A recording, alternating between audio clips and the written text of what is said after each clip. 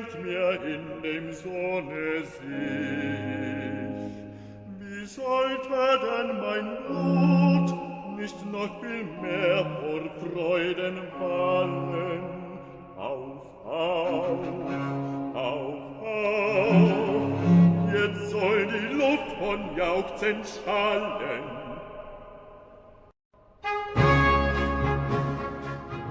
Witam Państwa bardzo serdecznie w kolejnym odcinku naszego cyklu.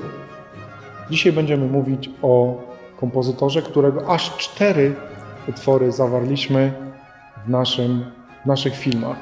Będzie to Johann Balthasar Christian Freislich. Przez 65 lat kapelą Rady Miasta Gdańska rządzili bracia Freislichowie.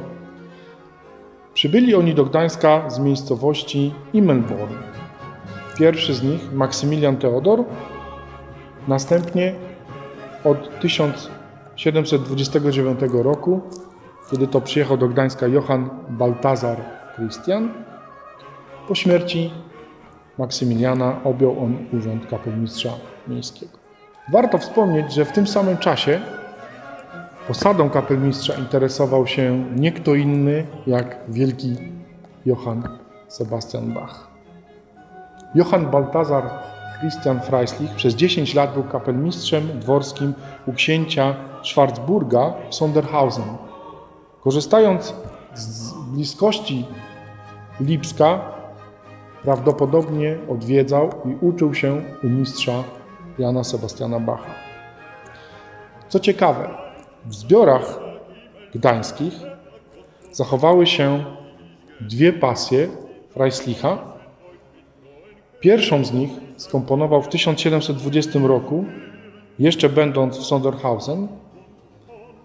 Druga z nich jest niedatowana, ale posiada libretto napisane przez Bartolda Heinricha.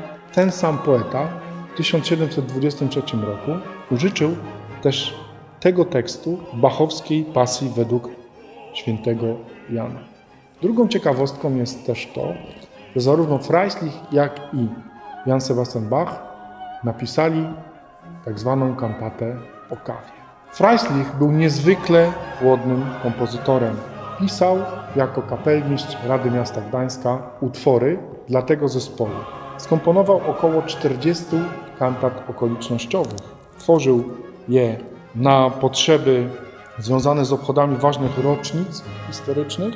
Były to utwory przeznaczone na uroczystości gimnazjum akademickiego, a także kantaty napisane dla królów ówcześnie polskich Augusta II i Augusta III.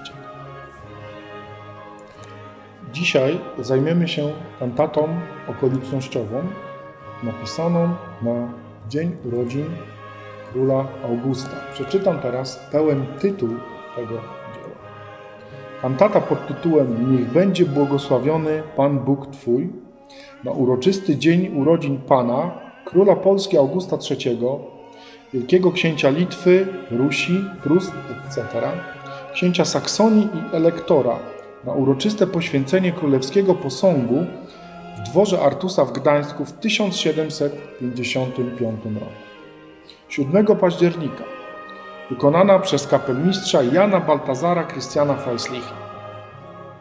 Tekst wydrukował Schreiber w Gdańsku w 1755 roku. Obsada: sopran, alt tenor, bas, głosy solowe, 4-głosowy chór, trąbki, oboje, kotły, smyczki i basy kontynuum.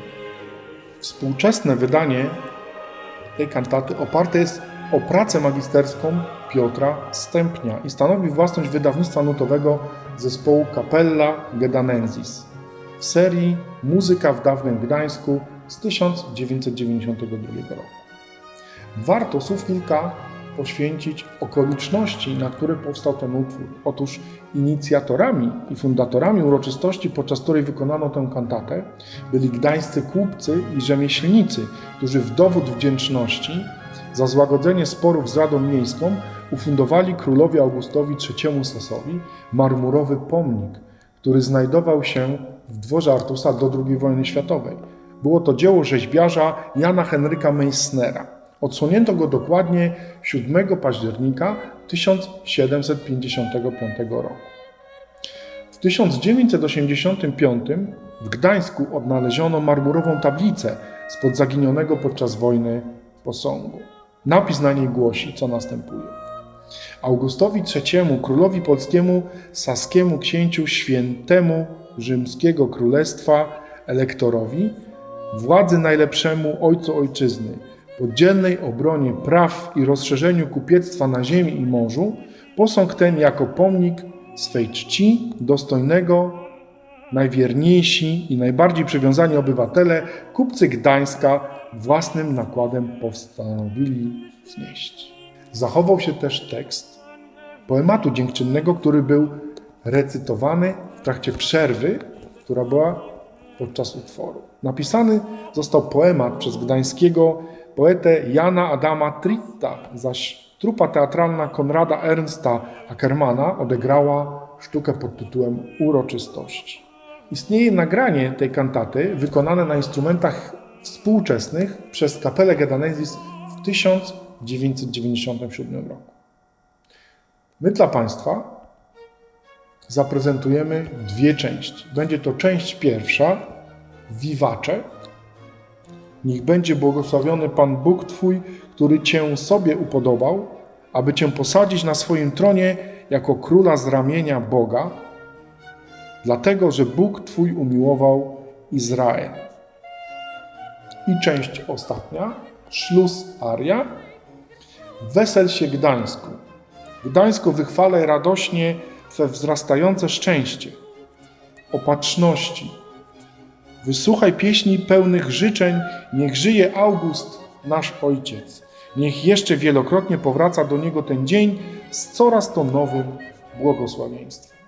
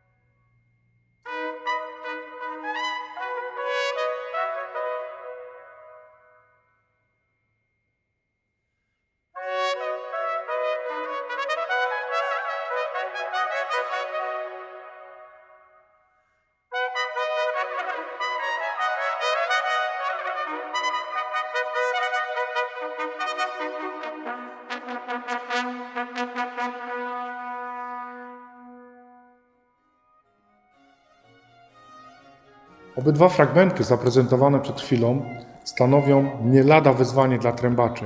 Bardzo często w tym utworze, ze względu na uroczysty charakter, trąbki, oboje oraz skrzypce wykonują partię w unisonie, jakoby podbijając melodię.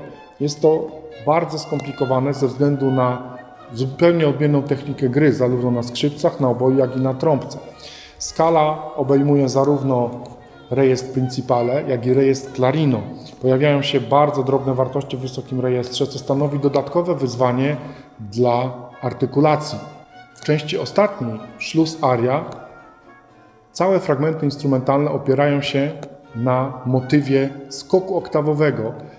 Dla pierwszej trąbki jest to skok między dźwiękiem C dwukreślnym a C trzykreślnym, stanowiący problem wykonawczy, który trzeba pokonać, chcąc zrealizować prawidłowo partię, która jest zawarta w tej kompozycji.